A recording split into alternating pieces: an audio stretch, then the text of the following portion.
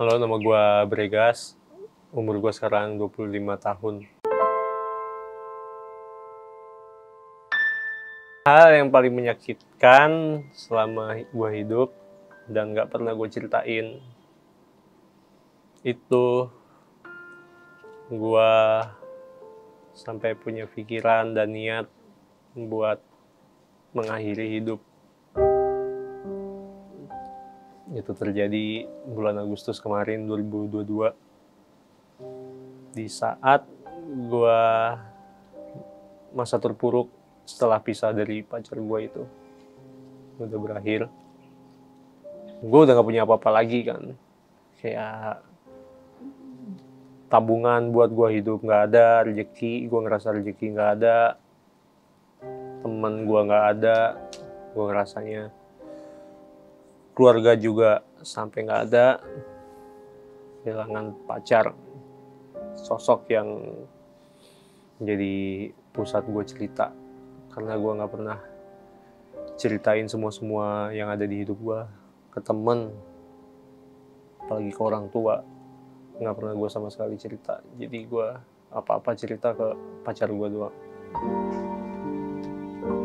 Itu gue pisah sama dia setelah jalanin hubungan 4 tahun. Pisah gara-gara selisih pendapat dan perlakuan gue juga sih ke dia. Jadi selama 4 tahun itu gue pacaran sama dia, sifat gue yang egois sekaligus kasar sama cewek gue itu. Dan orang tua gue juga cemburu sama cewek gue, karena gue sering ngabisin, di mata orang tua gue sering ngabisin waktu itu, waktu gue hidup selama 4 tahun kemarin sama cewek gue. Dan gue cerita apa-apa juga sama cewek gue gak pernah cerita sama orang tua gue. Kenapa sih gak cerita aja sama orang tua, tinggal ngomong doang.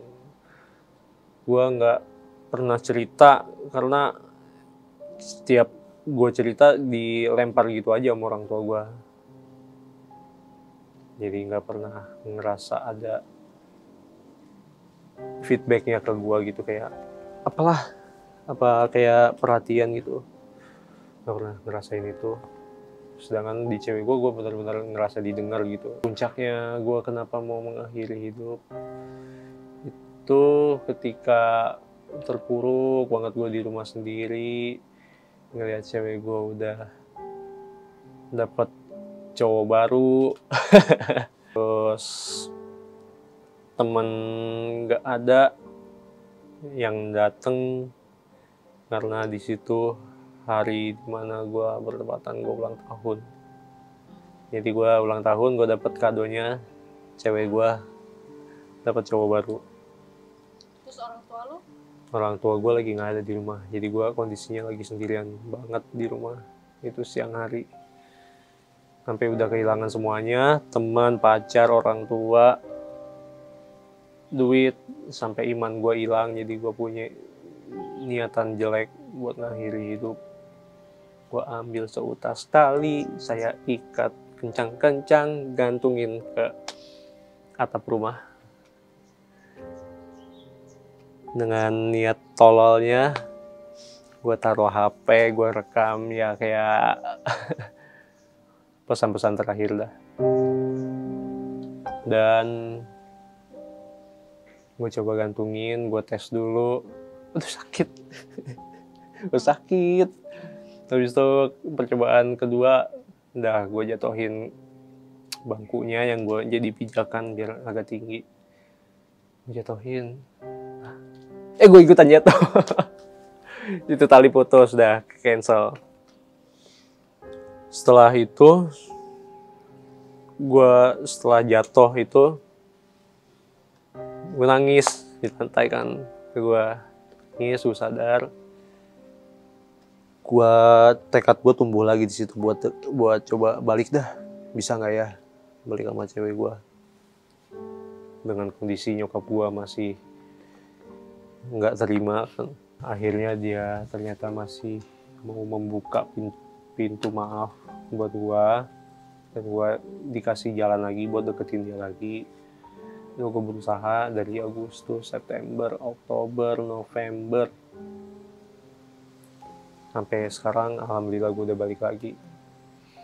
Tapi ada cerita kedua lagi, gue mau akhiri hidup lagi. Itu gue mau nyoba akhiri hidup lagi, gue mau terjun payung di Sungai Cisadane. Perkara gue sudah mati-matian deketin dia kan dari bulan Agustus, September, Oktober, November. Dan gue udah dari begini kondisinya gue sama dia, sama cewek gue, sampai segini. Tiba-tiba lepas lagi.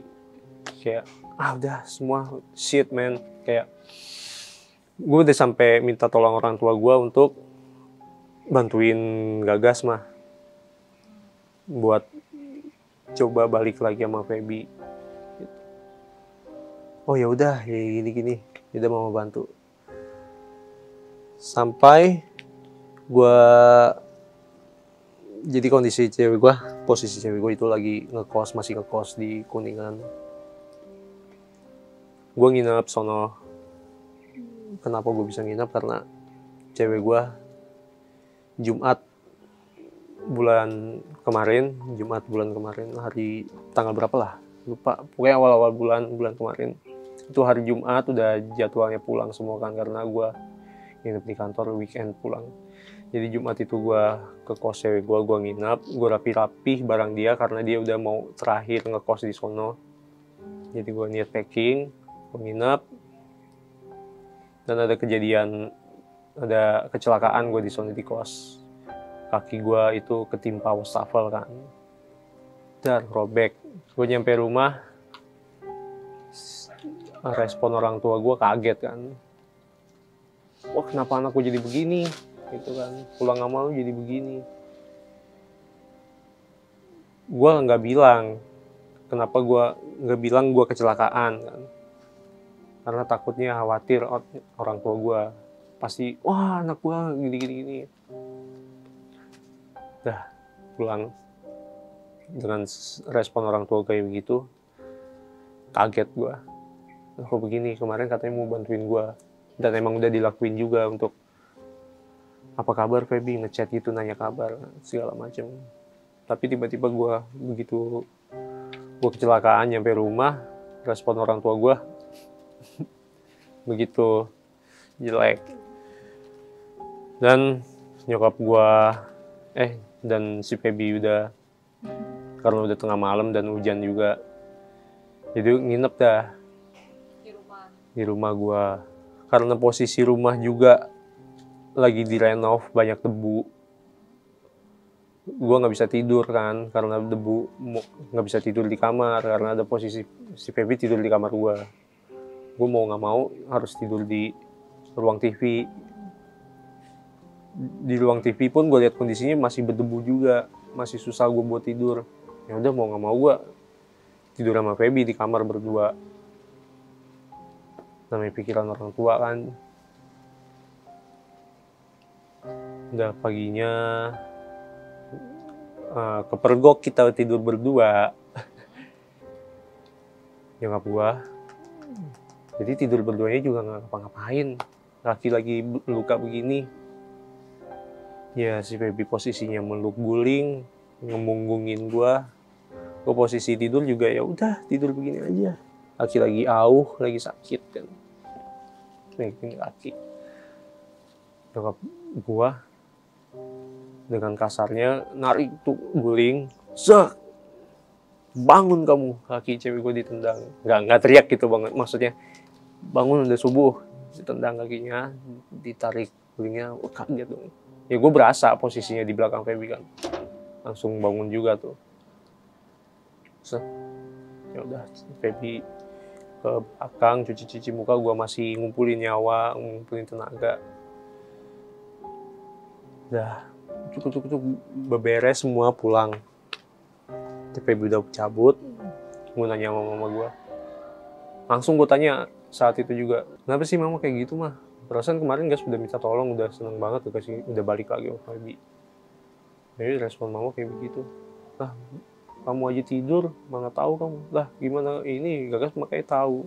Kamu dibilangin Feby kali, makanya begini-gini. Lah, jadi kayak nyokap gue nutupin kelakuannya gitu dengan nyalain Feby. Kamu dikasih tahu Feby kali makanya gitu. Jadi nyokap gue karena kenapa ya? Jadi nyokap gue nilai apa-apa yang nyokap gue lakuin salah, gue tegur, bilangnya kamu dibilangin Feby kali, makanya jangan dengerin Feby gini. Ayu udah mati-matian deketin Feby lagi, dan Feby juga udah susah buka hatinya lagi buat gue. Ternyata respon keluarga gue ke dia udah hilang semua tuh ke Feby. Perasaan percaya gue ke orang tua juga hilang. Dah, gue mau ngarapin siapa lagi? Teman juga nggak ada ini kan. Nggak, maksudnya nggak ada teman tuh kayak nggak hadir gitu kan, nanya lu kenapa bre, mungkin gue juga nggak cerita kan ke teman-teman gue, nggak coba terbuka. Jadi ya udahlah, dipikir teman gue mereka bisa nyelesain masalahnya sendiri, ternyata nggak bisa gue tuh. Dan akhirnya gue minta maaf ke Feby, gue ceritain kenapa begini. Udah jalan hari, nggak nyampe seminggu, susah juga tuh buka kepercayaan dia lagi. Dan ya udahlah, sulit. Udah, gue nggak punya tujuan hidup lagi. Tujuan hidup gue lu pun udah nggak bisa lagi kan buat balik sama gue lagi. Udah, gue mau apa lagi buat hidup. Akhirnya udah gue keluar naik motor. Udah, gue ke pinggir kali, gue update status, ayo kita main petak umpet. Kita main petak umpet, yang bisa nemuin HP gue di pikiran kali ini selamat. Udah gue tungguin 3 jam, gue nungguin di pinggir kali berharap ada orang yang datang gitu, ada yang masih perhatian gitu. Dan adik gue datang, mungkin karena ngeliat story gue, adik gue datang, udah nangis, ini udah pulang mas, ini mama kasihan nangis di rumah ini. Gak lama bokap gue datang, udah pulang gas gitu. Dan dulu lagi cerita dulu sama adik gue. Si Denny datang, Niko datang, teman gue datang semua. Udah, gue jadi ditenangin sama mereka. Kalau ada nyokap gue di sini, kata-kata yang mau gue bilang,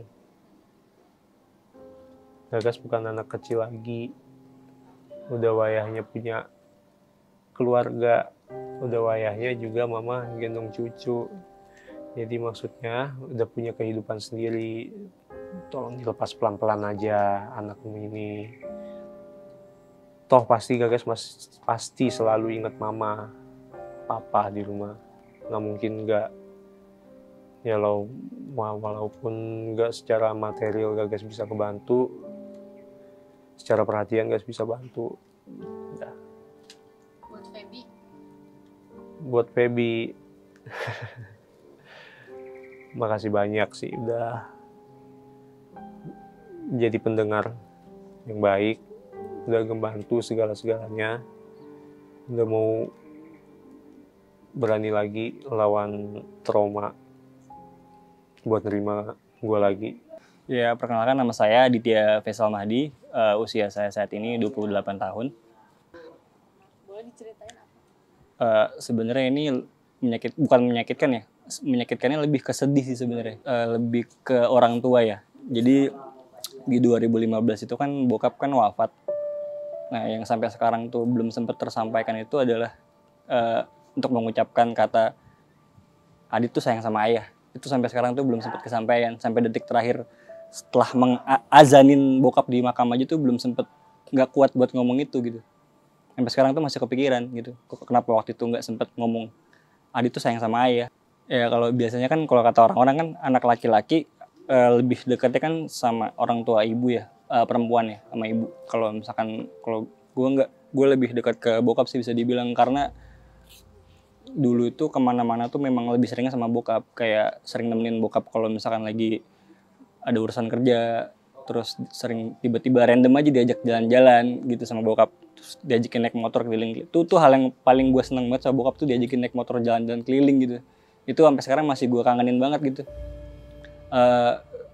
Kalau bisa dibilang deket banget sih sama bokap, malah ketimbang sama nyokap lebih deket sama bokap gitu. Cuma apa ya, sebenarnya banyak hal kecil yang bokap lakuin sama gue itu sebenarnya menurut gue itu sesuatu yang besar. Itu mungkin menurut bokap tuh hal yang sepele, cuma menurut gue itu sesuatu yang benar-benar sekarang itu jadi hal yang berharga gitu buat gue. Dan apa namanya, sampai sekarang gue nggak sempet bilang makasih gitu sama bokap. Gue sempet ada panggilan kerja itu di salah satu kantor di Jakarta, bokap tuh nganterin, dan dia tuh benar-benar nungguin dari awal gue datang interview, terus sempat dites juga kan.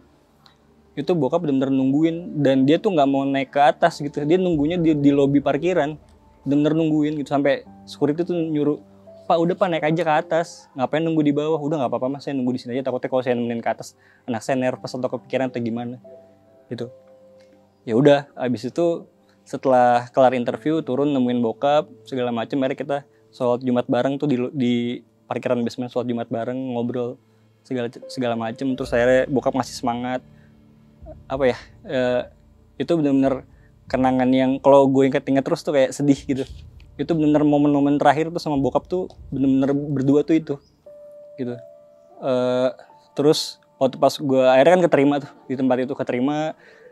Jadi waktu itu gini, kendaraan itu ada 2 sebenarnya, cuma karena bokap waktu itu kondisinya kan lagi kurang sehat, jadi gue nyetirin bokap. Jadi itu kemana-mana berdua, mau nggak mau satu kendaraan dan naik motor kan. Setelah itu bokap setiap hari nganter juga, jadi bokap ngedrop, terus dia pergi ke tempat kerjanya, balik jemput gue dulu, jadi ntar baliknya gantian gue yang bawa. Pernah waktu itu satu ketika gue lagi ada acara di kantor itu, mau ada acara musik gitu, kita latihan sampai malam, dan bokap itu ternyata dia udah nyampe, nunggu di bawah itu mau ngabarin gue HP-nya lowbat. Dia bener-bener nungguin gue latihan tuh sampai jam 11 malam, sedangkan dia nyampe di situ tuh dari jam 7 malam. Itu gue kasihan banget ngeliat bokap nungguin di bawah, dan nunggunya pun nggak di lobi kantor, di luar. Iya, jadi di luar kantor itu ada kayak semacam, kan kalau di kantor-kantor di Jakarta kan suka kayak ada tukang dagang di pinggir jalannya gitu kan. Itu bokap tuh nunggunya di situ gitu, dan gue datang pun dia nggak marah, langsung nanya gini, "Udah Dit, latihannya udah makan belum?" Itu yang gue salut dari bokap tuh, orangnya sabar banget sama anaknya dan nggak pernah marah gitu. Nggak pernah ngeliat bokap marah malah kayak gitu.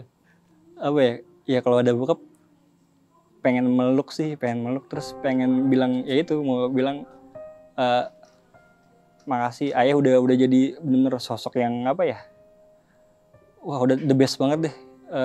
Orang yang sederhana, mengajarkan Adit buat hidup sederhana, terus selalu bersyukur gitu. Apapun masalahnya kita harus tetap semangat, nggak boleh kehilangan harapan gitu.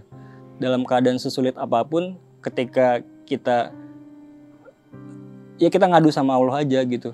Jangan pernah berpikiran Allah tuh kayaknya ninggalin kita ya. Sebenarnya bukannya Allah yang ninggalin kita, tapi kita tuh kadang yang lupa kita yang ninggalin Allah. Sebenarnya Allah itu pengennya apa? Ya kita ibadah itu kan kita komunikasi sama Allah. Itu ya, mungkin itu sih pesan dari bokap tuh itu. Jangan pernah tinggalin sholat. Terus apa ya? Ya pokoknya mau ngucapin makasih banyak udah ngajarin hal baik sama Adit. Mungkin Adit selama ini belum bisa memberikan yang terbaik buat ayah gitu sampai detik ini. Ya mudah-mudahan ayah di sana tenang gitu dan bisa ngeliat Adit nanti sukses di sini.